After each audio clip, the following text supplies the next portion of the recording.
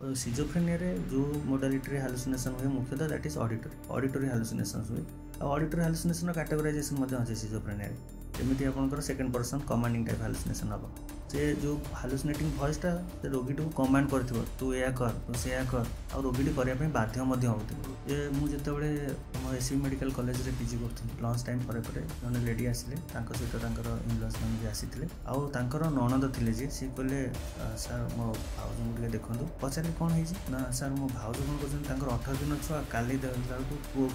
छुआ को पकईदे जाऊँगी तो मुझे बसैली कौन है तो किसी समय कथा सी धीरे धीरे कहले सार मुझे कौन करी 24 घंटा मो कान में शुभा जाऊँगी तू तो छुआ को मारिदी तो छुआ को मारिदी तो छुआ को मारिदी सर यहाँ प्रथम थर नुह यहाँ द्वितीय थर प्रथम थर तो मुझे छात पर पकड़ जाए पकई पारे ता मुझे ये कहे लेडी जनक बहुत कांदे तो यहाँ गोटे सिजोफ्रेनिया रोगर लक्षण हो हिस्ट्री नेला बेलू जना पड़ा जे बापा कौन मानसिक रोग थे जब से देहांत हो जाता 100% मुझे बापा को झील को हम कि सिजोफ्रेनिया रोग ये घटना हो पारे।